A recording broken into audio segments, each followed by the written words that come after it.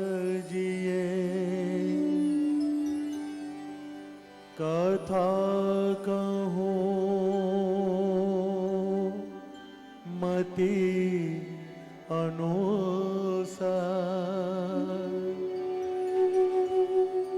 भाव सहित गादी दरो पधारो पवन कुमार सियावर रामचंद्र जी की जय पवन सुत हनुमान जी की जय बोलो भाई सब संतन की जय कली नाम काम तरु राम को कली नाम काम तरु राम को कली नाम काम तरु राम को कली नाम काम तरु राम को कली नाम काम तरु राम को कली नाम काम तरु राम को कली नाम काम तरु राम को कली नाम काम तरु राम को कली नाम काम तरु राम को कली नाम काम तरु राम को कली नाम काम तरु राम को कली नाम काम तरु राम को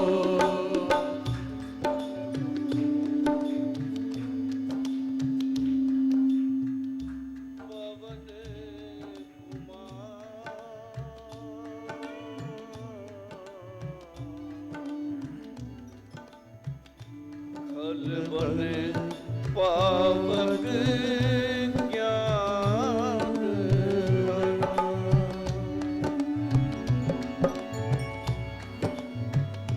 जासु हृदय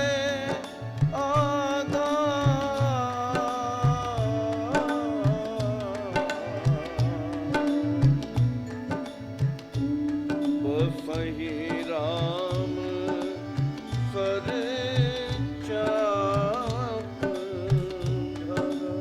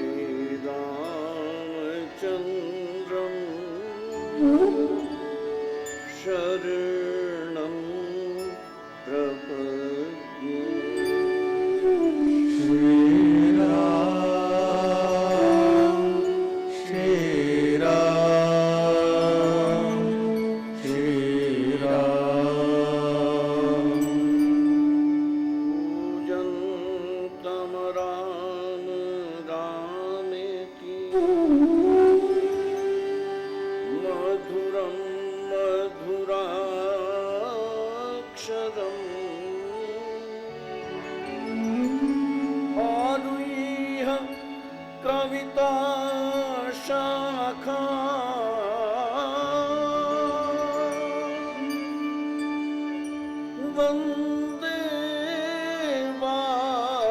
वाल्मीकि कोकिलं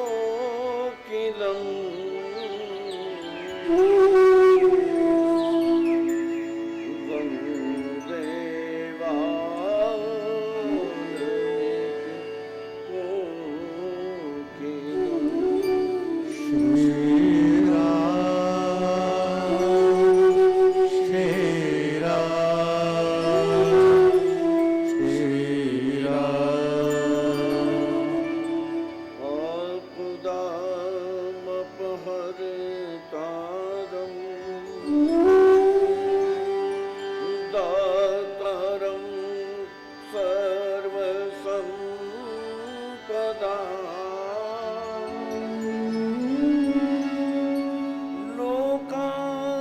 लोकाभिरामं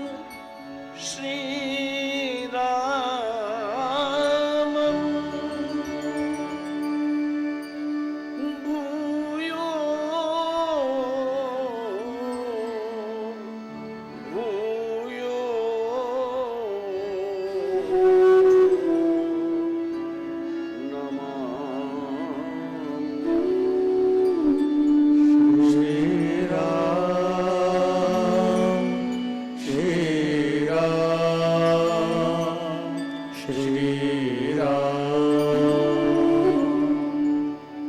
रामाय रामभद्राय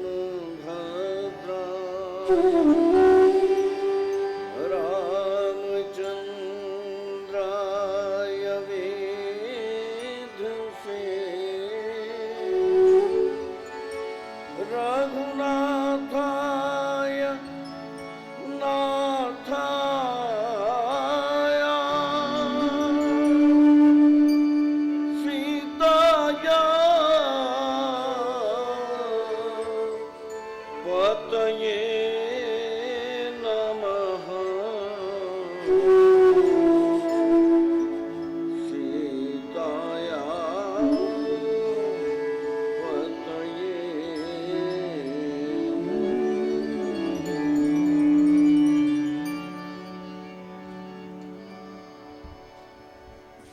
मंगल भवन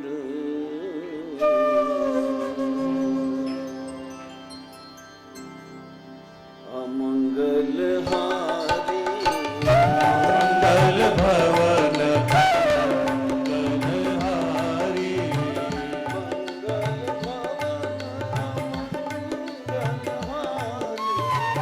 मंगल भवन अमंगल हारी मंगल भवन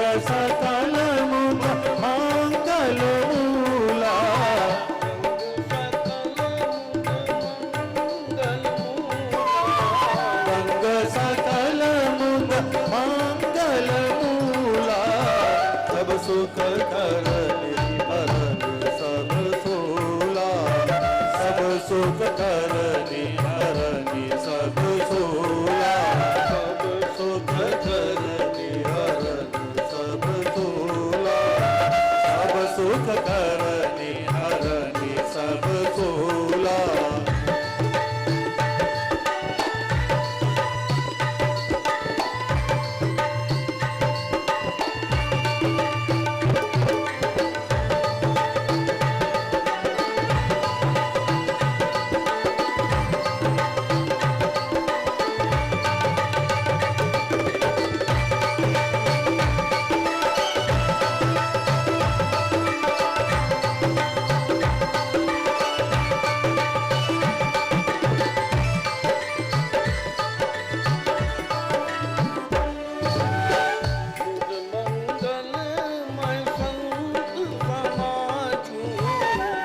मंगलमय संत समाजू, मुद मंगलमय संत समाजू, मुद मंगलमय संत समाजू, जो जग जंगम जो जग जंगम तीरथ राजू, जग जंगम जो जग जंगम तीरथ राजू,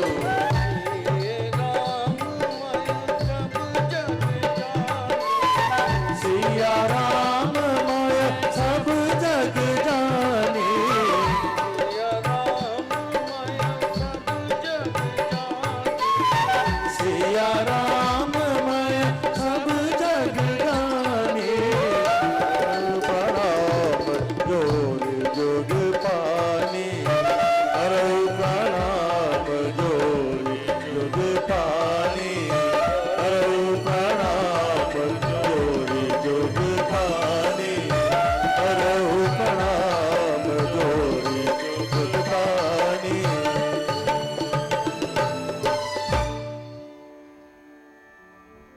परम भागवत श्री रामचरण अनुरागी भक्तजन,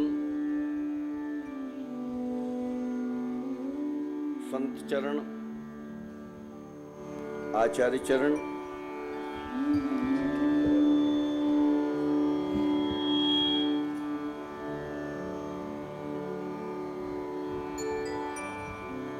कल की वो चर्चा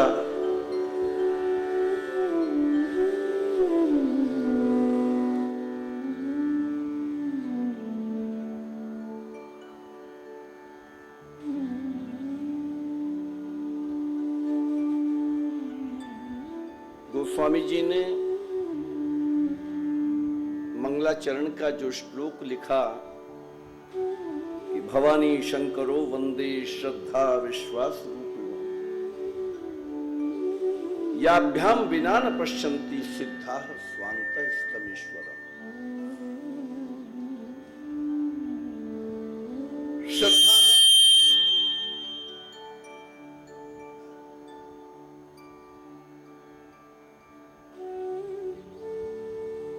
श्रद्धा है भगवती उमा और विश्वास है भगवान शिव।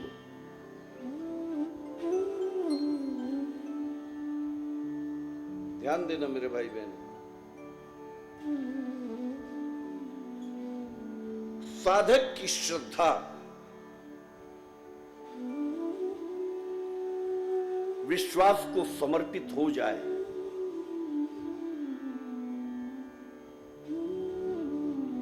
बस यही आध्यात्म का पहला सूत्र है। तुम्हारी श्रद्धा विश्वास तक चली जाए,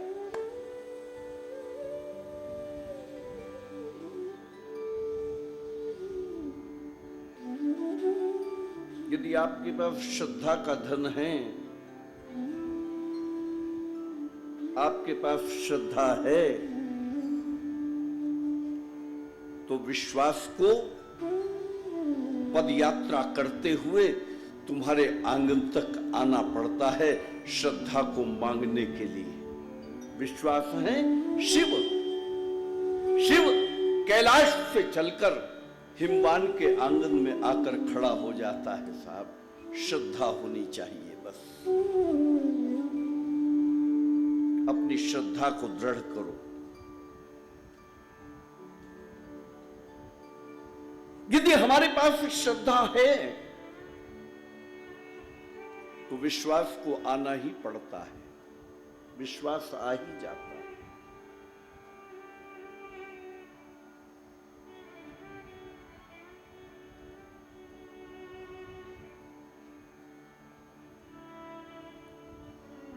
कल का वो दृश्य, बारात सजी है,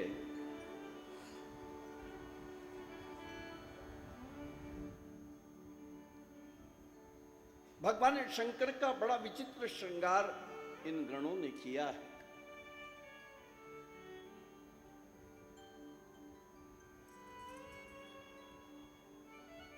शंख और पद्म जाति के सर्पों के भुजबंद बना दिए गए।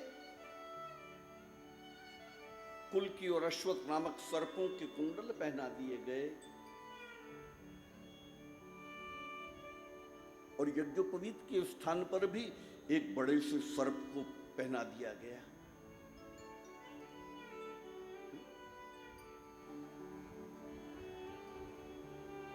इतने सर्पों से सुसज्जित भगवान शंकर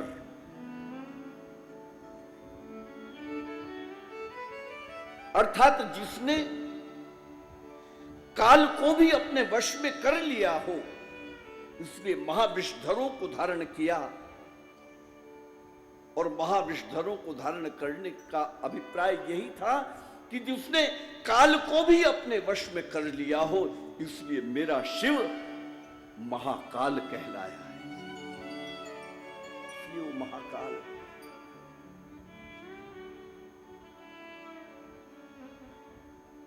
जीव जब अपनी सत्ता शिव भाव में लीन कर देता है,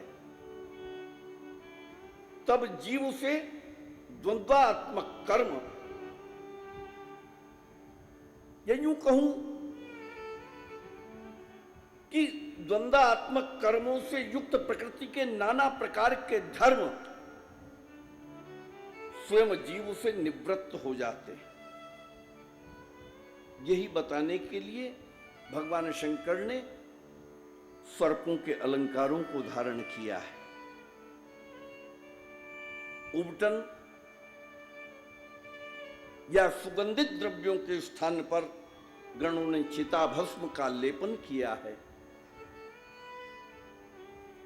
समस्त संसार का अंतिम परिणाम भस्म ही है। और इस समूचे ब्रह्मांड को भस्म रूप में परिवर्तित करने वाले भी भगवान शिव ही हैं।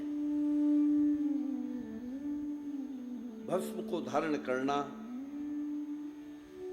त्याग, वैराग्य या उदासीन भाव को प्रकट करता है। मानो शिव चरित्र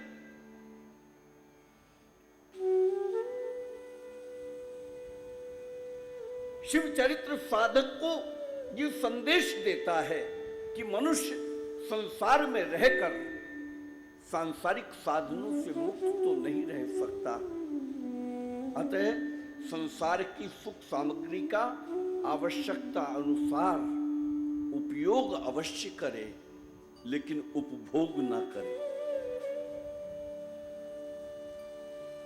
संसार नाशवान है, नश्वर है।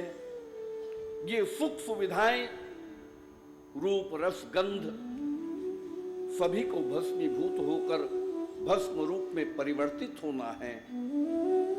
अतः साधक निर्लिप्त उदासीन भाव से इस संपूर्ण जगत का उपयोग करे, उपभोग न करे। मस्तक पर चंद्रमा का संकेत प्रणव की अर्धमात्रा से। इसी निमित्त अर्धचंद्र उनके मस्तक को भूषित करता है। चंद्र को धारण करने के पीछे एक भाव और है। मानो शिव चरित्र ये संदेश दे रहा है कि तुम टेढ़े हो, तुम कुटिल हो, तुम जटिल हो, दीन हो या क्षीण हो, जैसे भी हो, एक बार शिव चरण में आकर समर्पण करो तो तुम्हें भी शिव आश्रय देंगे। क्योंकि उनके आश्रित होने पर यमाश्रितो ही वक्रोऽपि चंद्रः सर्वत्र वन्द्यते, उनके आश्रित होने पर ये टेढ़ा चंद्रमा भी जगत में वंदनीय हो जाता है, पूजनीय हो जाता है।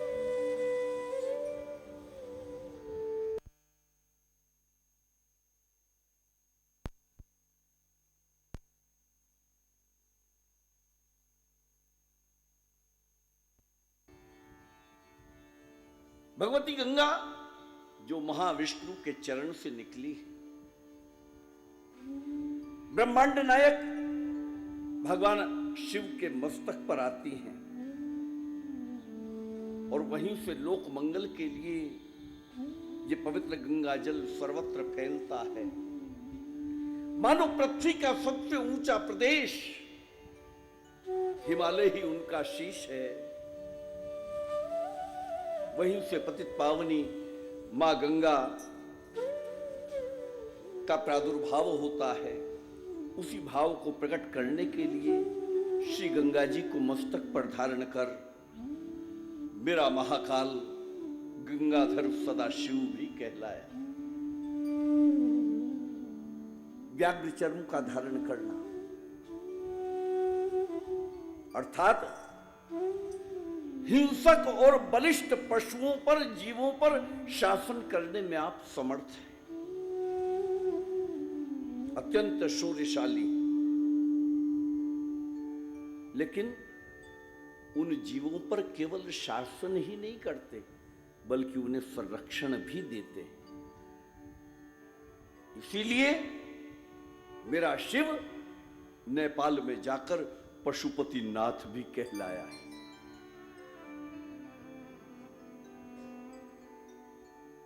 दोनों नेत्र पृथ्वी और आकाश के सूचक हैं। तीसरा नेत्र बुद्धि के आदिदेव सूर्य अर्थात ज्ञानाग्नि का सूचक है। कंठ में विष है।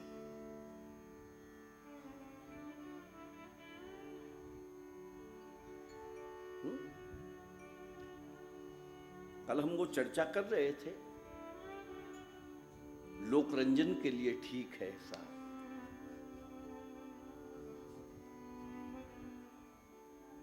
लेकिन इन सब का अपना एक विशेष स्थान है। कंठ में विष क्यों धारण किया? मानो जगत के अनिष्टकारी पदार्थों को अनुकूल बनाने में भी आप समर्थ हैं। जगत के लिए जो अनिष्टकारी है उन पदार्थों का पान करके सर्वे भवन्तु सुखिनः सर्वे सन्तु निरामया का प्रतिपादन करने वाली ये शिव भावना ही तो शिव तत्व है। ये कल्याणकारी भावना ही शिव है। शिव कल्याण के देव है। इसी कारण अघोर पंथ के अधिष्ठाता होकर ओघड़ दानी शिव योगी कहलाए। मुंडमाल का धारण करना, चेतन शरीर के नष्ट होने पर जो अवशेष रह जाता है उन्हीं प्रलयकालीन जीवों की स्थिति की सूचक भगवान शंकर के कंठ में पड़ी हुई वो मुंडमाला है। त्रिशूल को धारण करना अर्थात त्रिताप से मुक्ति देते। दैहिक, दैविक, भौतिक तीनों तापों से मुक्त करते हैं शिव। या यूं कहूं कि जागृत, स्वप्न और सुषुप्ति, इन तीनों अवस्थाओं से परे जो तुरीय अवस्था है, या तो स्वयं उस तुरीय अवस्था में पहुंचता हो और या परम कृपा करके किसी साधक को तुरीय अवस्था प्रदान करने वाला ऐसा परम वरदानी भी यदि कोई है तो वो शिव ही हो सकता है। शिव के अतिरिक्त और कौन हो सकता है? बसह असवारा, नंदी की सवारी है।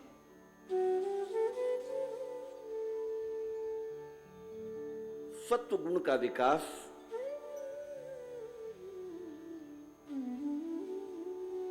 सत्व गुण का विकास ही धर्म का विकास है। और पशु जाति में सत्व गुण का विकास सबसे अधिक यदि पाया जाता है तो वो गौ जाति में पाया जाता है, गाय में पाया जाता है। इसलिए नंदी धर्म का स्वरूप माना गया है। इसलिए शिव का वाहन नंदी है। नंदी की एक संज्ञा धर्म है, अर्थात धर्म पर आरूढ़ होकर शिव विवाह के लिए प्रस्थान कर रहे।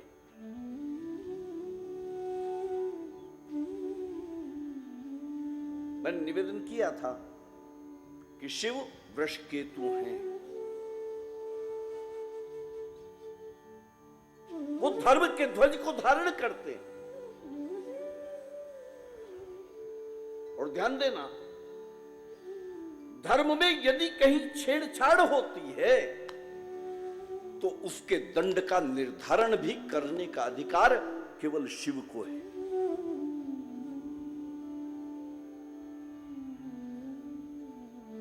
धर्म ध्वज को शिव धारण करते हैं। और काम की एक संज्ञा वृष भी है। वृष को काम भी कहते हैं, अर्थात काम पर नियंत्रण करके तब शिव विवाह प्रसंग के लिए जा रहे।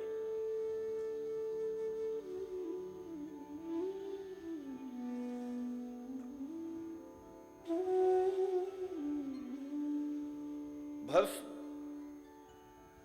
श्री गंगा जी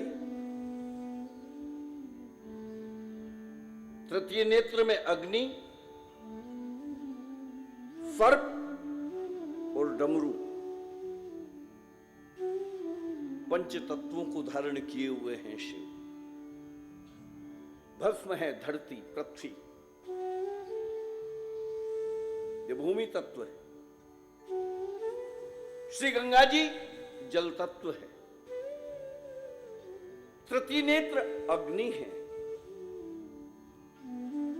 सर्प, सर्प वायु भक्षी होता है, ये वायु तत्व है। और डमरू, डमरू में आकाश है, अर्थात पंच तत्वों को धारण किए हुए। गरल और चंद्र, इन दोनों को भी धारण किए हुए। गरल विष और चंद्रमा में अमृत है, अर्थात मारण शक्ति और संजीवनी शक्ति, इन दोनों को भी शिव ने धारण कर रखा है।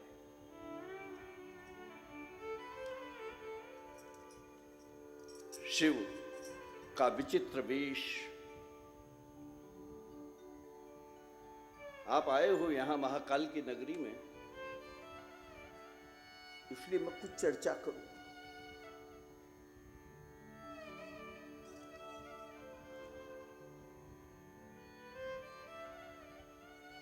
हमारे यहां एक मान्यता है, हम ऐसा कहते हैं कि शिव को भांग बहुत प्रिय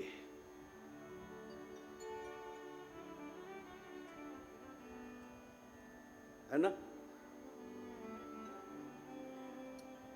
और हम तो अपने यहाँ महाकाल में देखते हैं कि हमारे यहाँ जो बड़े बड़े शिव भक्त हैं वो तो भांग का सेवन इसी निमित्त कर लेते हैं कि शिव को प्रिय है, इसलिए हम भी पिएं।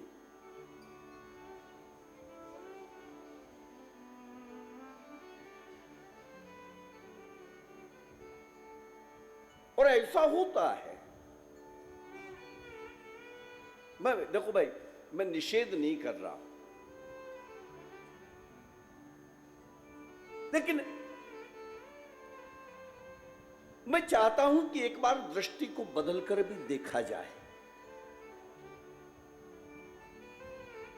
शिव को भांग प्रिय है, लेकिन एक बार विचार करो, जिसने जगत के कल्याण के लिए कालकूट हलाहल विष का पान कर लिया था, उसे तुम्हारी भांग क्या नशा देगी।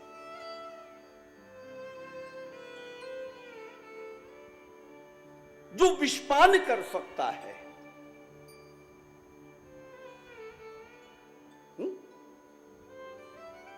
समुद्र मंथन हुआ, हलाहल विष की उत्पत्ति हुई, त्रैलोक्य में हाहाकार हुआ, कौन पिएगा। देवों के हिस्से में आया है।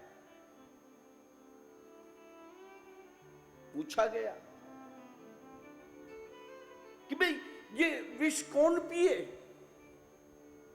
भगवान श्री हरि से पूछा गया कि महाराज कौन पिएगा। भगवान विष्णु ने कहा कि शंकर जी को दे आओ। शंकर पिएगा।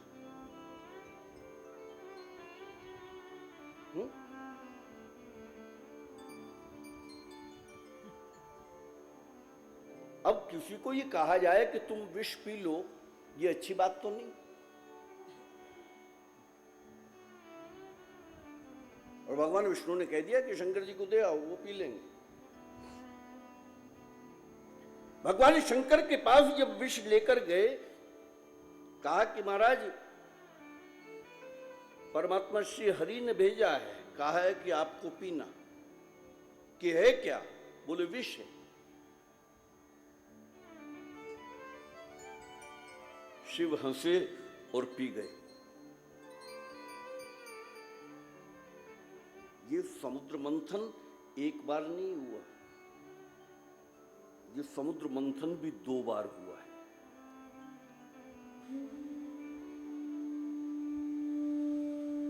ध्यान देना। एक बार समुद्र मंथन इस रूप में हुआ कि उससे 14 रत्न निकले, और एक बार वेदों को रखकर वेदों का मंथन किया गया था। और जब वेदों का मंथन किया गया, उसमें से जो अमृत निकला,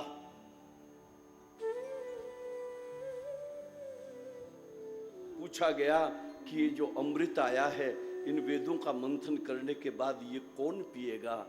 तब परमात्मा श्री हरि ने कहा कि ये शिव को दे दो। और वो जो अमृत निकला था, उस अमृत का नाम क्या था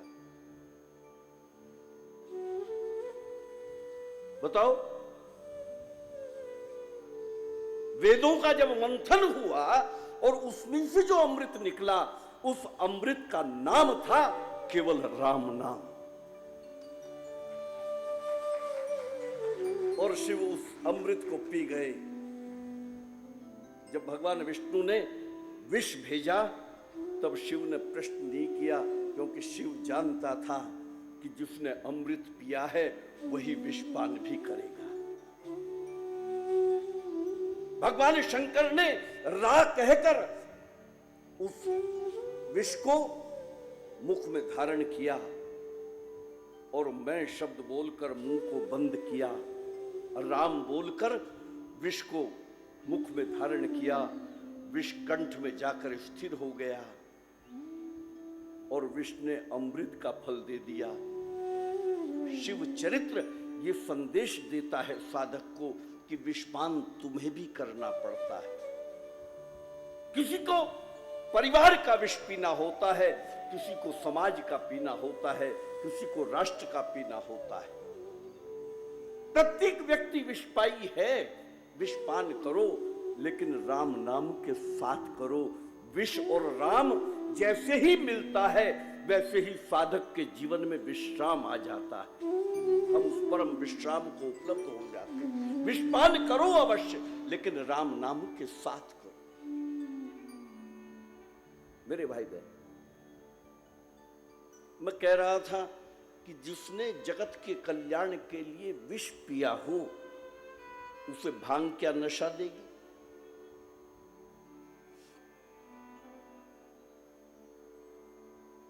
भांग कौन सी?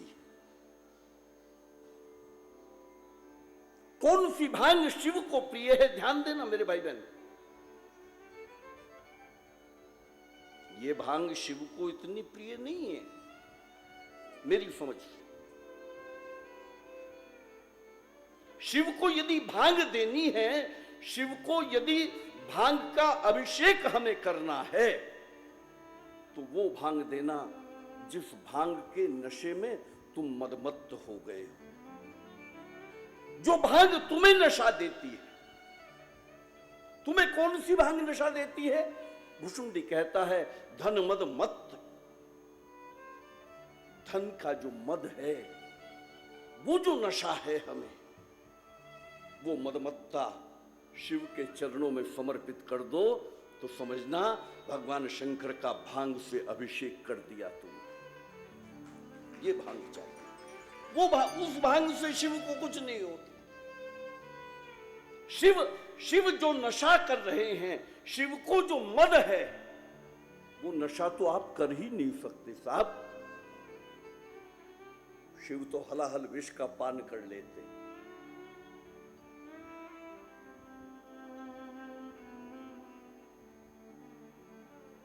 कहते हैं शिव को धतूरा प्रिय है। आदमी बड़ा चालबाज है साहब, बहुत चालबाज। भांग तक ही जाकर रुक गया, धतूरे तक नहीं जाता। भांग पीकर ही हम शिव भक्त बनने की चेष्टा करते हैं। धतूरे से क्यों नहीं करते भाई?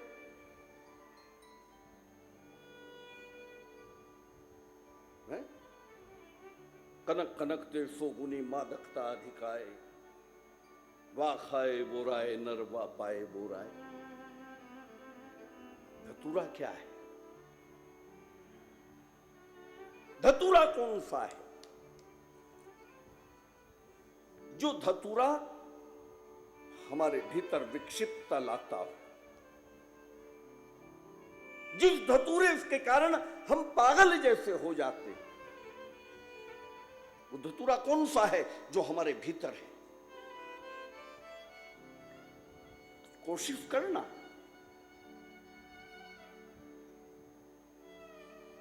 आप धतूरा लाते हो, धतूरा बाहर से, भांग बाहर से, बिल्वपत्र बाहर से, ये सब बाहर से बाह्य जगत की वस्तुएं हैं। और शिव पुराण के आधार पर यदि चर्चा हो तो जितनी भी वनस्पति है वो भगवान शंकर के तेज से ही पैदा हुई। जितनी भी धातुएं हैं, जितने रत्न हैं, ये सब शिव से पैदा हुए। तो गंगा जल से गंगा जी की पूजा,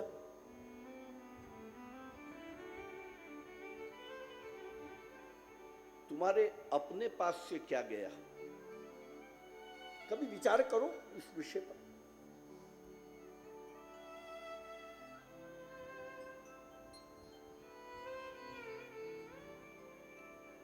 मूर्ति पत्थर की,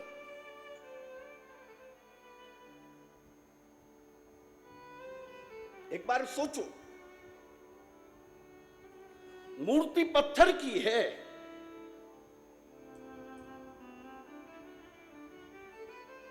और फूल गुलाब की झाड़ी से उधार, आपका अपना कुछ नहीं। मूर्ति पत्थर की है और जिस कारीगर ने बनाई है पता नहीं उसे श्रद्धा भी है उसे बनाने में या नहीं।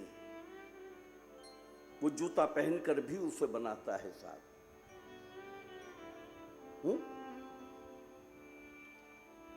और बनाने के बाद ये मूर्ति धूल खाती रहती है, दुकानों पर रखी है,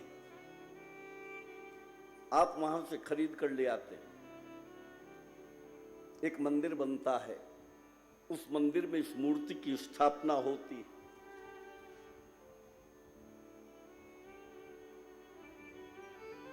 एक बार अपने आप को देखो तो सही, हम कितने धार्मिक हैं। मूर्ति की स्थापना होती है, आचार्य आते हैं, पुरोहित आते हैं और वो एक क्रिया कराते हैं। एक क्रिया होती है जिसे हम कहते हैं प्राण प्रतिष्ठा। कुछ मंत्रोच्चार होता है और ऐसा मान लिया जाता है कि मूर्ति जीवंत हो गई, इसमें प्राण प्रतिष्ठा हो गई, इसमें परमात्मा आ गए। और हमारी श्रद्धा दृढ़ होती है, हम उस मूर्ति की पूजा शुरू कर देते हैं, वो मूर्ति हमें फल देने लगती है। मूर्ति हमने बनाई। ध्यान देना, मैं जो कहना चाहता हूं और जो कह रहा हूं उसे उसी अर्थ में लेना। मूर्ति हमने बनाई, मंदिर हमने बनाया है, मूर्ति की स्थापना हमने की है और प्राण प्रतिष्ठा भी हम ही लोगों ने की और मूर्ति हमें फल देने लगती है। एक बार विचार करो यार, उस परमात्मा ने इतनी सारी मूर्तियां बनाई,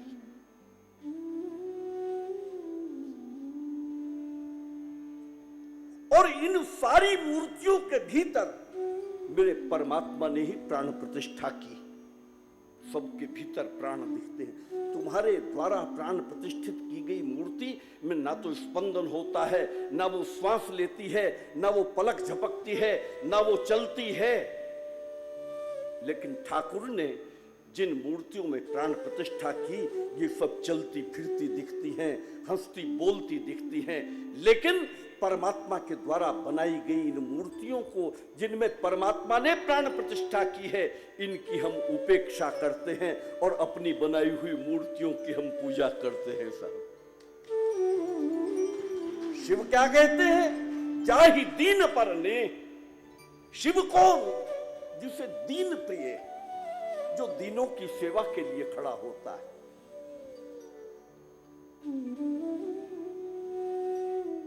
यह है शिव पूजा।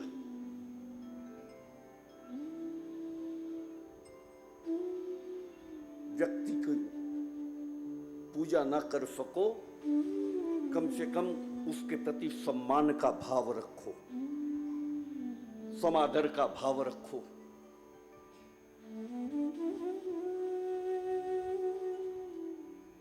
मूर्ति पत्थर की, फिर मुझे कहना है घूम घूम कर, फूल उधार, झाड़ी से, तुम्हारे अंदर से कुछ नहीं जा रहा है। कपास लाए, एक दीपक लाए, घी तेल लाए, अग्नि का कण लाए, एक दीपक जला।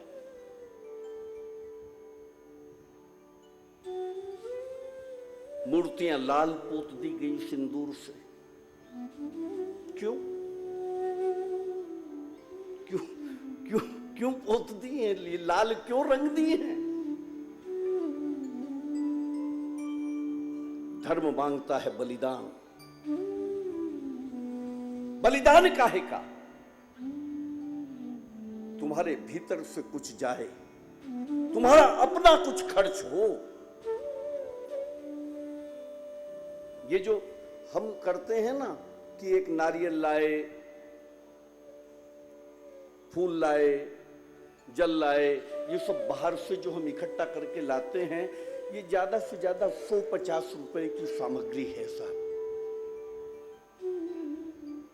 और 150 रुपए लगाकर आप धार्मिक बन जाते हैं। धर्म इतना सस्ता है जो 50 रुपए में उपलब्ध हो जाए। धर्म मांगता है बलिदान। और ये चर्चा जब आई कि धर्म बलिदान मांगता है, तब समाज में एक जड़ता आई। तो हमारे यहां सर काट के चढ़ा दिए गए।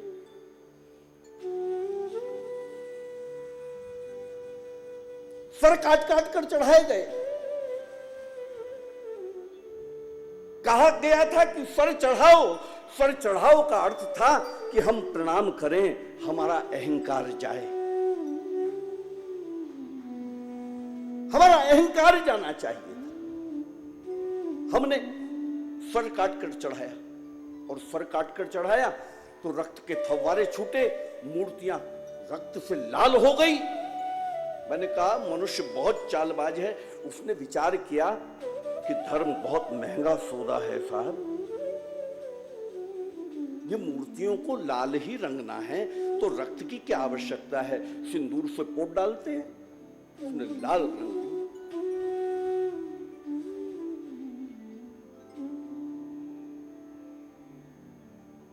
नारियल चढ़ा दिए लाकर। सर चढ़ाने की बात थी। नारियल कुछ सर जैसा दिखता है, उसमें 2 आंख होती है, एक मुंह होता है, जटा होती है। नारियल चढ़ा। और जिस आदमी ने नारियल का नाम नारियल रखा था, वो कितना समझदार था, एक बार विचार किया। उसने कहा था नारियल। क्या बात है? नारियल। ये रियल नहीं है, दिस इज नॉट रियल, ये डुप्लीकेट है। लेकिन हमने रियल को बचा लिया साहब, डुप्लीकेट फोड़ दिया और हम धार्मिक हो गए। हम धार्मिक हो गए। नहीं मेरे भाई बहन, इतना सस्ता धर्म नहीं है। और तुम्हारा हो तो तुम्हें मुबारक, मेरा धर्म इतना सस्ता नहीं हो सकता। नहीं।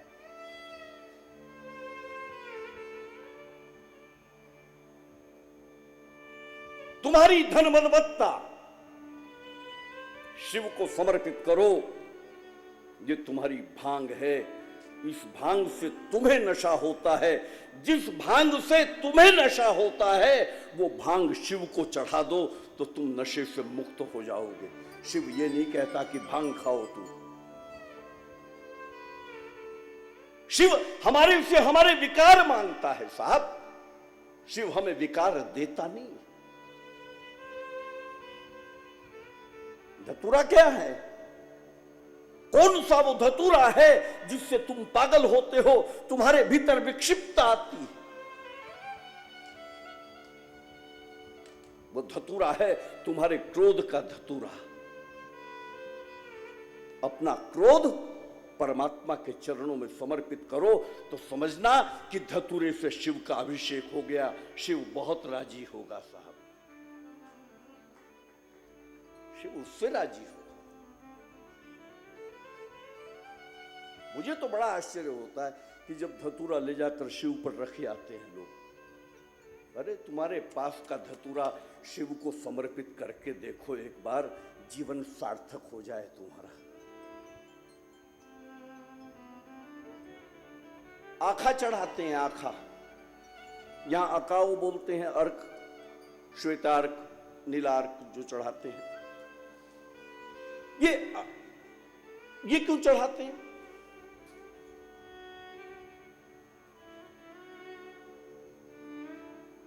बताओ आप लोग यहां।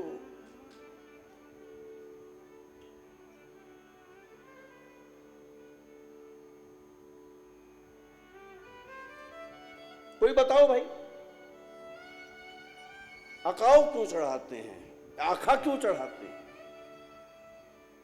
और चढ़ाते समय बहुत सतर्कता होती है उसमें कि इसका दूध आंख पर न लग जाए, खाने में ना आ जाए, नहीं तो अंधत्व दे देता है। लेकिन शिव पर चढ़ाते समय हमें बिल्कुल कोई सावधानी नहीं है, शिव के कहीं भी चढ़े।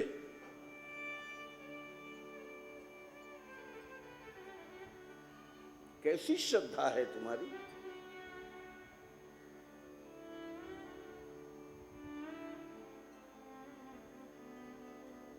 ध्यान देना, ये अर्क जो है ये अंधत्व देता है। यदि असावधानी हो जाए तो ये अंधत्व दे देता है। और यदि इसका दूध सप्ताह में 20 नाखूनों पर लगा लिया जाए एक बार और वो सूख जाए तो ये दृष्टि दोष को समाप्त करता है, आंख की ज्योति को बढ़ाता है। यदि खाया जाए या आंख में लग जाए तो अंधत्व देता है। ये अंधत्व का क्या अर्थ है? हम अंधे कब होते हैं?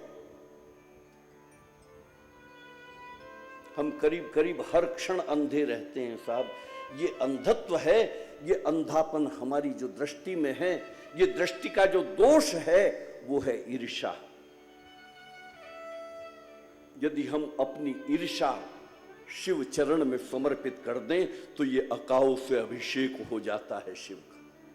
अपनी ईर्ष्या निकालकर शिव के सामने रखो, शिव राजी होंगे साहब।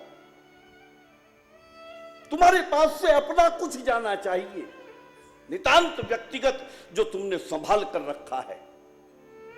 तुम केवल पैसा चढ़ाते हो।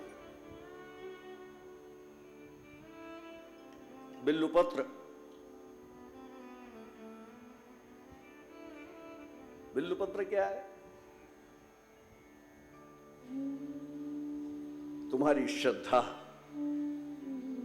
तुम्हारा विश्वास और तुम्हारा समर्पण, ये तीनों शिव के सामने हो जाएं तो समझना बिल्लुपत्र से अभिषेक भगवान शिव का हो गया।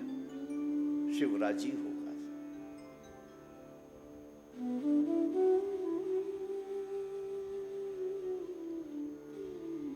मैं निषेध नहीं कर रहा हूं भाई, आप करो, चढ़ाओ, लेकिन एक बार ये विचार करो कि ये जो पूरी प्रक्रिया हम कर रहे हैं इसमें खर्च कितना है, और इतना कर देना ही धर्म है क्या? ये धर्म नहीं है, इतना सस्ता धर्म नहीं। तो ये बारात, ऐसा मेरा शिव इस बारात को लेकर चले हैं हिमवान के यहां।